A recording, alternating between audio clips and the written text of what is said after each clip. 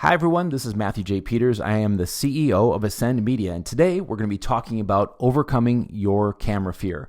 We're actually talking about how to transform your camera fear into on-camera charisma. I didn't start out with charisma, and it's something that I'm always striving to have more of. But today I'm going to go over 10 different things that you can look at incorporating into your on-camera presence, even if you hate being on camera. Because the fact is, everyone has presentation fear. It doesn't matter if you're just starting out or if you've been on TV for years. You get the butterflies in your stomach, your heart races. A lot of the things that make you feel like you're going to be sick are actually amping your body up, ready to present your very best. It's the frame of mind you put yourself in. So if you get into a state of fear and all those things feel like they're fear, or they're warnings for something inside of you that you need to protect yourself against, you're going to shut down. But instead, if you feel those things, like you get the butterflies in your stomach, your heart races, your mouth gets dry, you realize I'm ready to go. That means I am pumped up. My body is ready for me to present to my fullest. That shift is really going to help you out. So I have actually 10 things I'm going to go over today, but really want you to realize that everybody, no matter where they are, they have presentation fear. And the more they care about their presentation, not just how they look, but really caring about transmitting both their knowledge, but having that value that they're transmitting, the more they care about it, the more they're actually going to feel it. So let's talk about this first one, is practice. There are videos that when I put them out live, there was 3 or 4 people that were on live. But going back years later, now I see there's 200 and some thousand people who have seen it. I have one video that has over 500,000 people have seen it. And guess what? I did not practice. Now looking back at it, I wish I would have, but I can't because I prepared for doing it for just a handful of people. So I want you to really think about this. When you are successful with your videos, they're going to be seen by thousands of people. If you take it over the course of months or years, thousands and thousands of people are going to see those videos. So do the preparation now. So practice in front of a mirror. If you are new to being on camera, just for like 5 minutes, just get yourself in front of the mirror, see yourself, and talk to yourself. It'll be very weird, very awkward. I get it. But just to see yourself and how you look in the mirror as you're talking to the mirror. And then memorizing your intro and your outro. It doesn't matter if you're doing any kind of speech on a stage or any other type of presentation. The more you can nail down your intro and your outro, the better.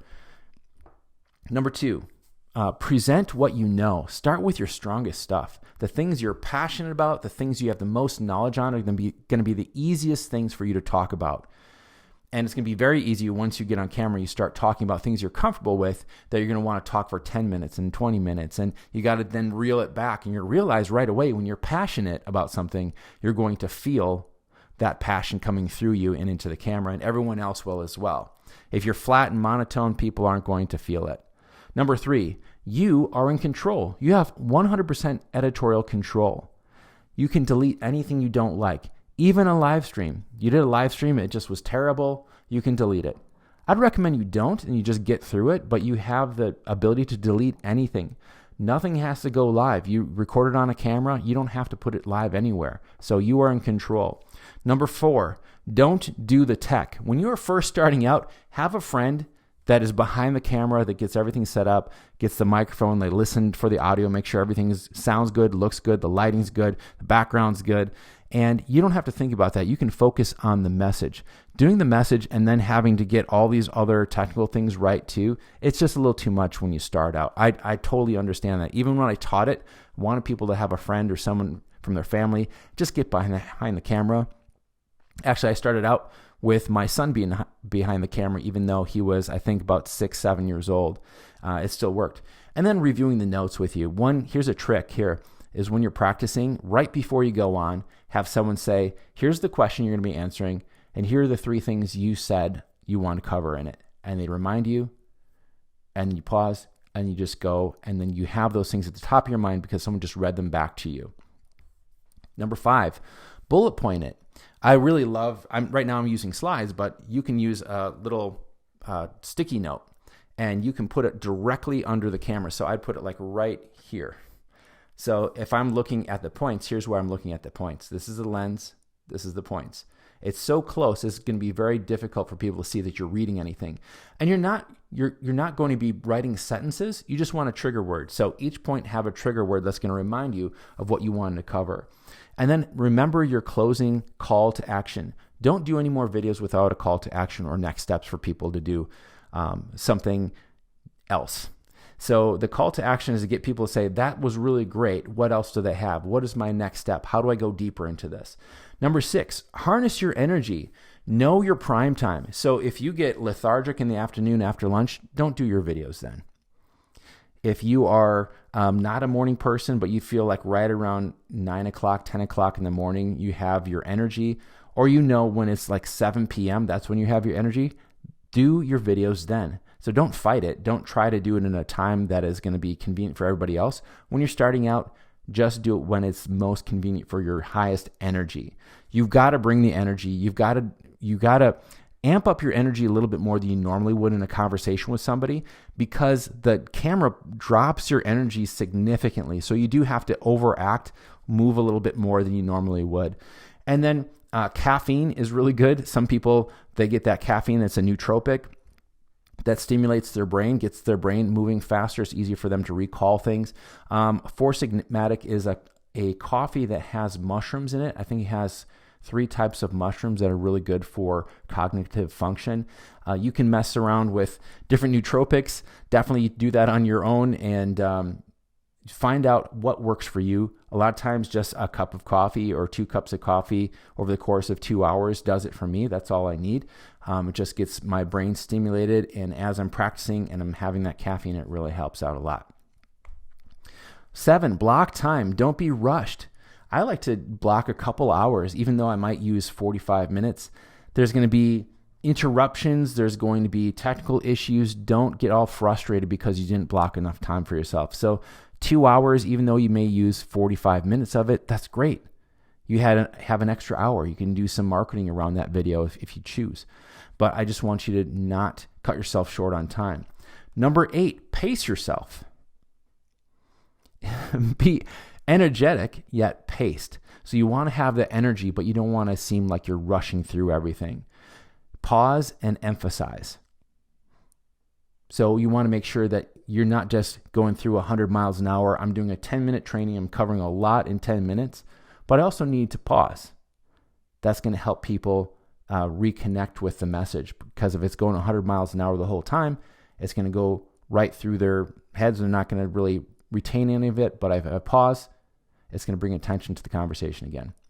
Number 9, connect with your eyes. So I don't want you to look at the screen if you have a screen right next to you, or if you're looking in an iPhone or another smartphone and the screen is right here, you're looking at yourself. See where my eyes are? I've been disconnected with you. And this is where I would say is don't use a teleprompter, because this is what a teleprompter comes across as. Hey everyone, thank you so much for being on today. I'm so excited to have you on. We are going to be launching this great new product and service. It just seems so canned that you just lost the connection with me. Go through it enough so you don't need a teleprompter. A teleprompter is for if you're going to do like a call to action that's short and you had to get all the words exactly right, maybe you use that. But I'd also just recommend memorizing that.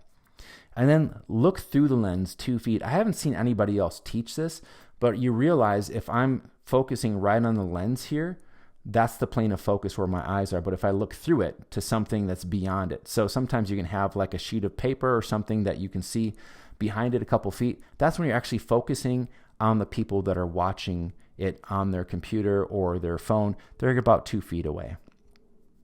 And then number 10, do more live streams. Do more things that are live. It's counterintuitive because you want to be practicing, but doing things live is going to be helping you out tremendously. Don't stop and restart. You don't have the opportunity to stop and fix all your mistakes. All right, so you have one time through, and that's that.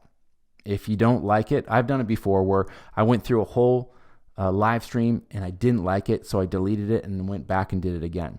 But it got me better at my material, right? So that's a really good way to practice your material. Real beats contrived. So if you are reading a teleprompter, that's going to be very different than if you are going off of the reality. Like right now, I've got some bullet points here you're going to see right here. And that's going to be much more of just triggers for me. What do I want to say about this? And then when you do this, when you go live more often and you don't have the crutch of all the editing, then you are prepared for anything.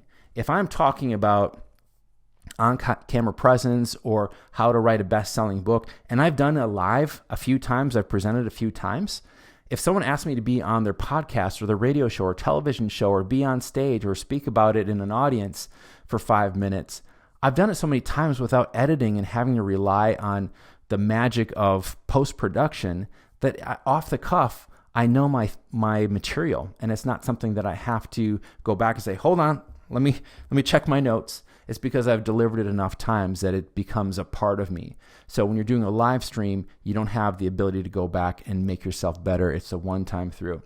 So our number one goal for our clients is to present their very best self so they can connect deeply and meaningfully with potential prospects, earning trust and building desire to hire. So as we're creating all this media for our clients, we want to make sure that you are put in your best light. So if you're not good on camera, we know that beforehand. So we work with you before you do the production day or before you do your first video podcast. We have you just shoot some video of a pretend podcast, and then we give you direction on how you can do your production better. If you have someone that can do your lighting better, if you could present a little better, if you bring more energy, if you're not looking at the camera but you're always looking at your notes, those types of things, we want to make sure when you start out, you are at your very best. So people watch you and they believe that you've been doing this for years. And you can do that with a little bit of practice and some direction. So we help coaches, consultants, and entrepreneurs expand their reach and elevate their online and offline presence with minimal time and effort on their part. What we do is we take the expert that you really are and we help people understand the value that you bring. What we don't do is manufacture celebrity.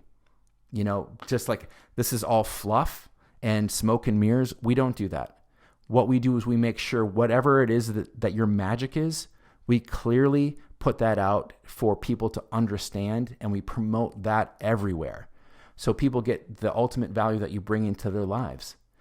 A lot of times, as we are marketing ourselves, and I have this challenge sometimes too, there are people who can sell me better than I can sell myself. I can look at your programs, your services, and say, oh, here's how I'd market it. Like that, because that's a strength of mine in other people, because my eyes and my ears are pointed out, not pointed in. So sometimes it takes someone for you to look at your material and give you feedback so you can see what it is that you're offering and the true value that other people see that you're bringing that you may not see. One of the things I do is I mine for gold nuggets, the things that you may not see yourself, but I can see by looking at what you've been offering so far, the results of your clients, and put it all together. If you want someone to help you with creating your media and up-leveling everything, your brand, your messaging, all of your videos, having a podcast, doing all of those things with you and for you professionally, go ahead and reach out to me. Book a call at ascendmedia.com/call. That's ascend, ASYND media.com/call. Thanks so much for being on today, and I look forward to talking with you tomorrow. Bye-bye.